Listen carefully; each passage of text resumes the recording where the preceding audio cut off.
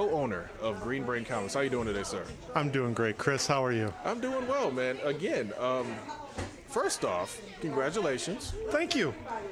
Not just for the free comic book day opening, because your event's awesome every year, but you renewed your vows today. Yeah. That was slick. That I was touched. I saw it. Obviously, I was over here a little bit trying to get started, but I was touched. I thought that was very, very classy. I like that. Well, I've been planning this for a little while. I wasn't sure if I was going to be able to keep it a secret or not, but thankfully I've got a lot of good friends that kept my confidence. And with their help and the help of the mayor, we were able to pull it off. I think Katie was genuinely surprised. Okay. And I think everything went real well. I'm glad for you, man. That was Thank definitely, like I said, I really enjoyed that. You know, just hearing as I'm like, is he doing what I think he's doing? And it was like, oh, he's doing it. This is awesome. So that was really cool, man. I'm very, very, touched and like I said, I'm pleased it worked out for you, and glad everything went well on that. You know, I thought at one point I was gonna go down on my knee, but then I thought, oh man, I'm 50 years old. I don't know if I can get back up. Yeah, you got to get back up, man. You got a busy day ahead of you. So, and again, we've been broadcasting for a little while. And obviously, like I said, I've been telling the people, hey, if I can get Dan here, I know he's busy today, so I'm glad you can sit down with me for a few minutes and just talk about Free Comic Book Day. Because I mean, dude, you put together a great event. I mean, you got a DJ coming in a little bit later. You've got Gleaners Food Bank, donations. You've got the Friends of for Animals of Metro Detroit coming around. That, man, I don't have a dog right now. I'm that close. I saw the dog come through. He came over it. I'm like, I'm going too much to adopt a pet. But I know there's somebody out here watching this broadcast that will, be interested in adopting a pet. Also, Cell Phones for Soldiers. I was just talking about that just before you came over, just how that's such a great organization, giving the soldiers an opportunity to speak with their loved ones, because, again, you're deployed for a couple of months, you're going to miss your family. I was just saying, it's like, imagine how much it would mean to be able to call your family or call your mom or your wife or whoever, and hear their voice, when you're gone for, that length of time. So, I mean, there's a lot of great organizations. And like I said, I love the fact that you hooked up with those organizations, and it's like, hey, incentive is okay, you get an extra book or whatever, but it's so much more that you're actually doing for a family that needs food, or a soldier or something that needs to to speak with their loved ones. So yeah, when we choose our partners and our sponsoring organizations, we seriously look at what they are doing on the ground. And of course, the animal shelter, the Friends for the Animals of Metro Detroit, they're doing such phenomenal work. They're raising funds right now to go into a new building that'll better suit their work. Okay. And they do just great outreach, and they really provide for more than just Dearborn. I mean, this is a large geographical area. And they're doing phenomenal work. They posted the other day that they had all their kennels empty, really? Simultaneously. Oh, wow. Yeah.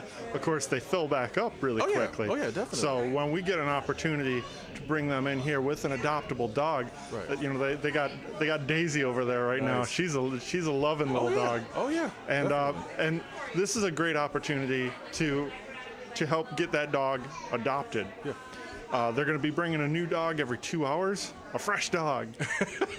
Okay, that's awesome. And so, we're going to potentially help adopt more than one animal today. That would be great. And that'll be great. That's phenomenal. Definitely. I mean, I was just telling people, like, when Daisy came over a little bit earlier, it's like, look, it's great, that everybody, some people have babies, some people have kids, some people aren't ready for kids. Start with a pet. It's at least, and I'm not saying as a training or because you got to love the pet. Once you get the pet, you got to love the pet. It's not one of those. It's a big responsibility. Exactly. It's not a replacement for a baby in that sense, but you got to, if again, you take on that responsibility, you got to, be real about it. But I mean, again, pets, sometimes they're neglected, and it's a shame. Mm-hmm. It's a big shame. Yeah. So it's great to have the friends here to help out with that. And our relationship with the Cell Phones for Soldiers, it's not a close relationship, but we look at what they're doing, and they do stuff that helps the world, really. I mean, we've got we've got military people stationed around the world. Oh, yeah. And, you know, this has helped keeping them in contact with their family here back home. Oh, yeah. And another angle that I think is less focused on is they're helping recycle. Yeah. You know, there's a lot of very precious minerals in a phone, in a cell phone. I mean, they're pulling all those resources out of the phone and putting them back into circulation. Right. These aren't going to landfills. Yeah. You know, they're getting mined for everything, and those are going to pay for phone cards. Yeah. So it's just phenomenal for us. Yeah, exactly. And that was the thing that, you know, because at first when I was looking them up and doing some research on them, I was thinking to myself, it's like they're taking all phones. You know, because at first you're thinking like, okay, they probably just want like your iPhones, your Android. No, they're going all the way back, and they're like taking all phones because, like you said, they're taking the minerals and resources out of them. Right. Yeah, they're not like shipping the phones overseas. Exactly. You know, Exactly. You know, some beater old phone. No, they're stripping everything out of it and making use of the resources. Oh yeah, definitely. Because I mean, and just to make it personal to myself, I remember my brother was deployed during the Gulf War, and we got a call from him, you know, in the middle of the night, you know, because obviously the time difference is huge. But just, you know, hearing his voice after all that time, and obviously it was, you know, good for him to be able to speak with us and his family. It's like you can't beat that. You know, you cannot get past that, especially being gone that long, you know, in those conditions. I mean, harsh conditions. You know, to hear your mom's voice or your brother's voice or whatever, it's like nothing beats that. Right. You know, so I mean, it's a great opportunity. And like I said, I'm sure a lot of us have a old phone just sitting there. You know, it's not doing any good. You know, people are like, oh, I'll take it to the mall and get, you know, no, you won't. Give it to somebody that's actually, you know, going to make some good use out of it, you know. Yeah. And finally, having Gleaners here, they've been a long-time partner, and of course, you know, their hard work here in the community can't be overemphasized. I mean, they are doing phenomenal work. They're helping out so many people in the city, the surrounding communities, and it's just our honor to help them out. Definitely. I mean, like I said, it's every little bit helps. It's, you know, a lot of people are like, oh, what's 1 can or 2 can? It's like, no, it adds up. Yeah. You know, it's not just you doing it. It's not just, you know, neighbor doing it. If everybody in your neighborhood does it, if everybody in the next neighborhood over does it, that all adds up. So, I mean, it's a great thing, great organization. They've been around for, in Michigan, I think, for at least 40 years or so. Yeah, so, they've been around for a good long time. Oh, yeah. So they've been doing that for a while, and they've helped, who knows how many people they've helped. They've helped a ton of people. Yeah. But I mean, they still need help. They still need, you know, donations. They still need, you know, food to, you know, be donated. So, you know, again, you guys have done a great way to incentivize it for people. But even beyond today, you know, if you got extra food, you know, sitting at home, bring it down to a Gleaners food bank. They could use it. Oh, yeah. They do food drives all over the community. Oh, yeah. Pretty much several days a week. Oh, yeah. And like I said, we talked about some of the events that you got coming up, but like I said, I know you're a busy man today.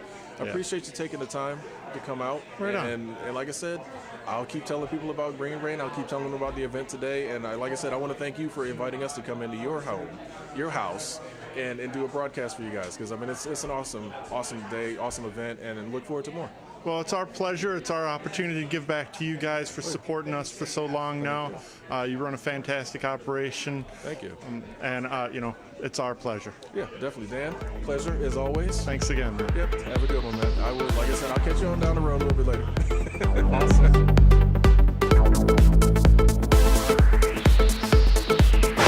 Culture Junkies!